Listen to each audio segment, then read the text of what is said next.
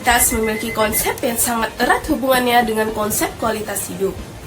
Suatu lingkungan hidup ini yang dapat mendukung kualitas hidup yang baik dikatakan mempunyai kualitas yang baik pula pada lingkungannya. Nah, konsep kualitas hidup ini adalah derajat terpenuhinya kebutuhan dasar manusia. Gimana caranya?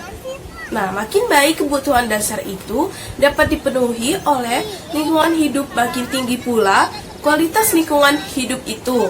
Antara manusia dengan lingkungan hidupnya terdapat hubungan dinamis. Perubahan dalam lingkungan hidup akan menyebabkan perubahan dalam kelakuan manusia untuk menyesuaikan diri dengan kondisi yang baru. Perubahan dalam kelakuan manusia ini selanjutnya akan menyebabkan pula perubahan dalam lingkungan hidup. Dengan adanya hubungan dinamis sirkuler antara manusia dengan lingkungan hidupnya, dapat dikatakan hanya dalam lingkungan hidup yang baik, manusia dapat berkembang secara maksimal. Dan hanya dengan manusia yang baik, lingkungan hidup dapat berkembang ke arah yang optimal. Nah, maka dari itu, kita sebagai masyarakat harus melestarikan lingkungan hidup dengan kesadaran diri sendiri agar lingkungan hidup tetap terjaga.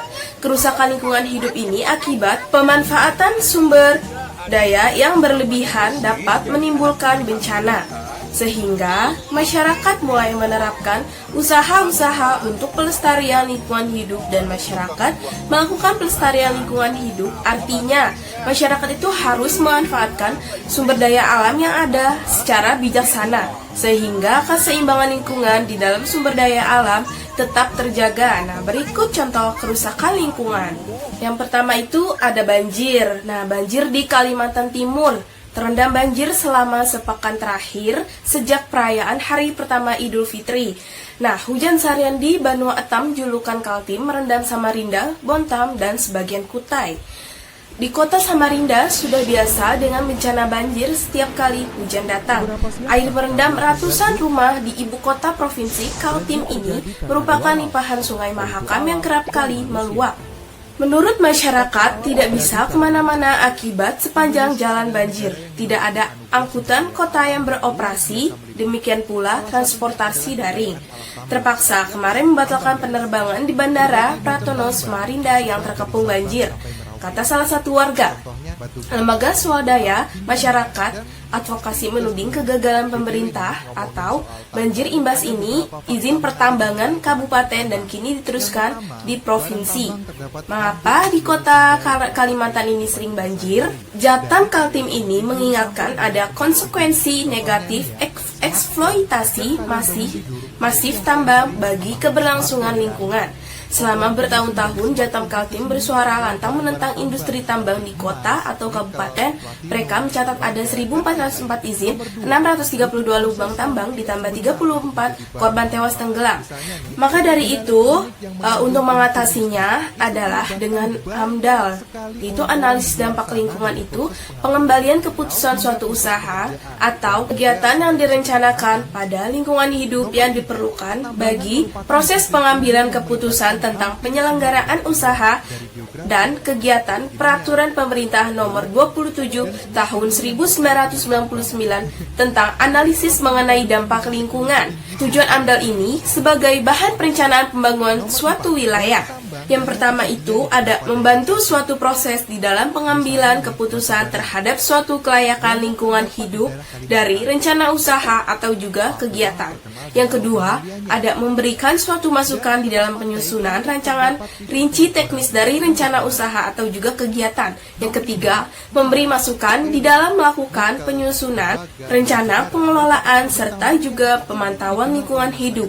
Yang keempat, ada memberikan suatu informasi terhadap masyarakat dari dampak yang ditimbulkan dari adanya suatu rencana usaha atau juga kegiatan. Yang kedua, ada tanah longsor.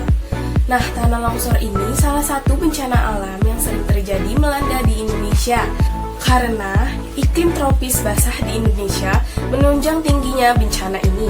Nah, bencana tanah longsor ini dalam 5 tahun terakhir menunjukkan angka yang tinggi. Tanah longsor terjadi akibat intensitas curah hujan yang tinggi atau terjadinya gempa bumi. Wilayah yang rawan gempa juga berpotensi menimbulkan tanah longsor.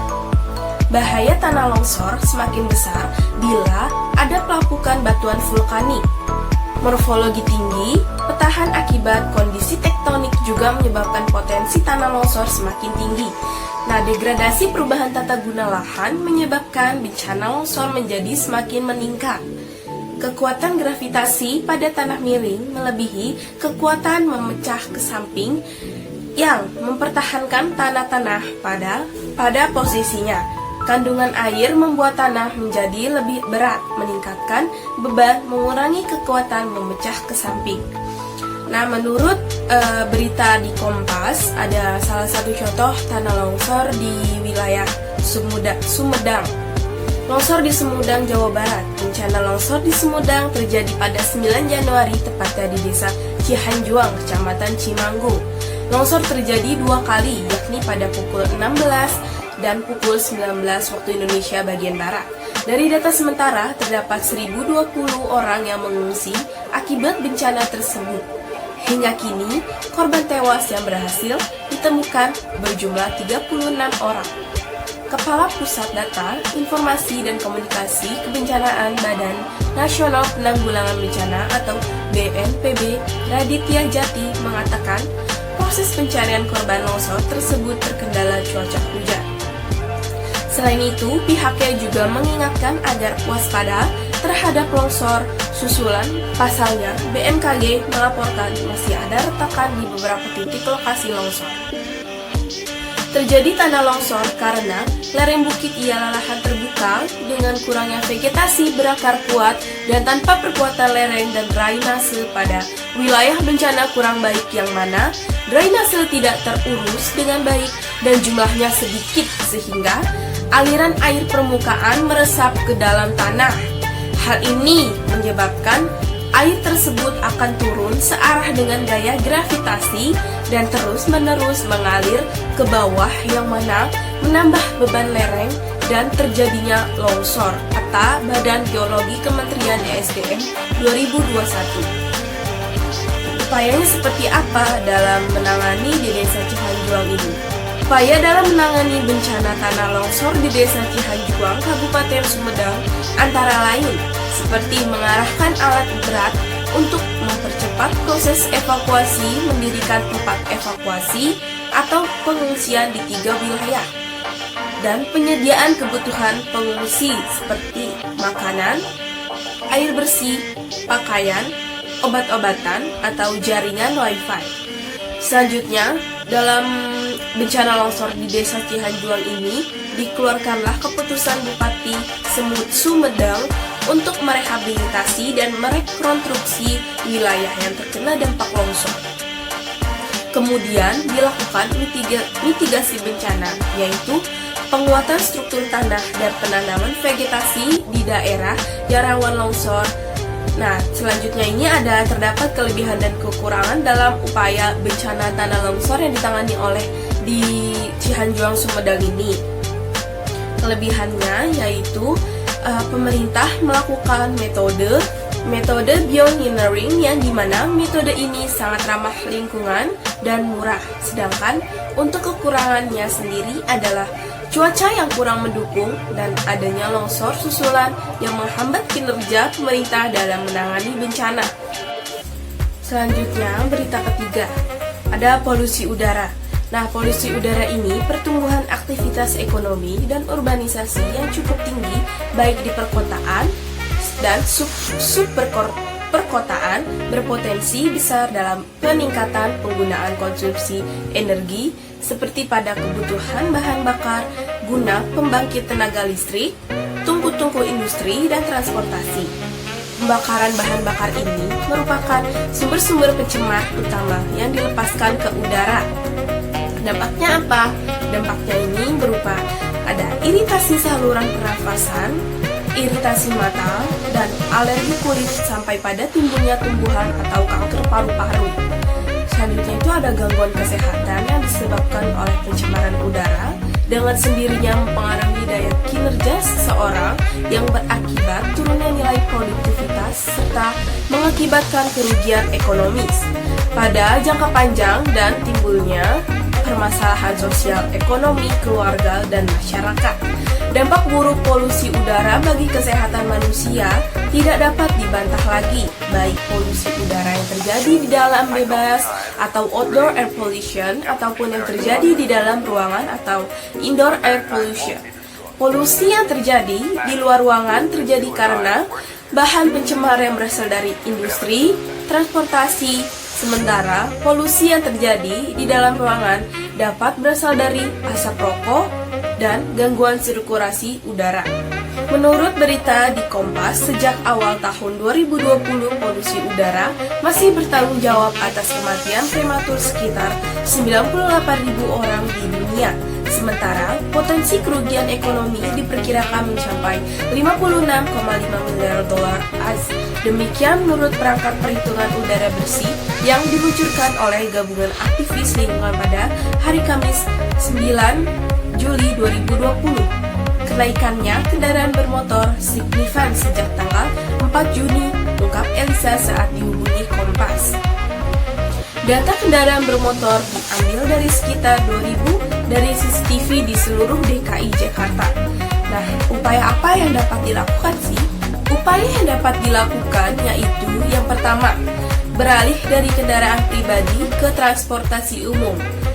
Asap dari kendaraan pribadi merupakan salah satu penyumbang utama kemacetan dan polusi udara di kota. Dengan beralih dari kendaraan pribadi ke transportasi umum, pencemaran udara akibat asap kendaraan pun bisa dikurangi. Sementara itu, jika perjalanan Anda memang membutuhkan kendaraan pribadi, pastikan mesin kendaraan dalam keadaan baik sebelum digunakan. Nah, untuk mengetahui kinerja mesin kendaraan, bisa melakukan uji emisi di bengkel-bengkel terdekat. Yang kedua, itu ada bersepeda. Yang ketiga, tidak membakar sampah sembarangan atau membuang sampah pada tempatnya. Yang keempat, itu ada menghentikan kebiasaan merokok di jalanan atau maupun di luar-luar tertentu, sehingga tidak merusak kesehatan bagi masyarakat. Yang kelima itu ada memelihara banyak tanaman. Jadi, setelah kita mengetahui beberapa kerusakan lingkungan di Indonesia, haruskah kita merusaknya lagi? Tentu tidak. Kita, sebagai manusia yang berpengetahuan tentang melestarikan atau menjaga lingkungan, lebih baik kita menjaganya dengan cara yang pertama, mengurangi sampah atau membuang sampah pada tempatnya. Sampah, terutama sampah plastik, menjadi sumber utama masalah di dunia ini. Bahkan, sampah plastik juga mengotori lautan. Hal tersebut bisa mengganggu kehidupan di laut.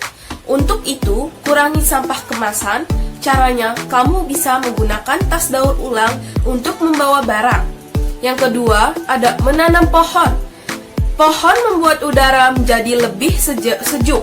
Selain itu, semakin banyak pohon yang ditanam, maka akan mencegah terjadinya abrasi yang menyebabkan longsor. Yang ketiga, ada menciptakan dan menggunakan barang-barang hasil industri yang ramah lingkungan. Yang keempat, ada melakukan pengawasan dan evaluasi terhadap perilaku para pemegang hak pengusahaan hutan atau HPH agar tidak mengeksploitasi hutan secara besar-besaran. Kurang lebihnya mohon maaf, itu saja yang bisa saya sampaikan. Wassalamualaikum warahmatullahi wabarakatuh.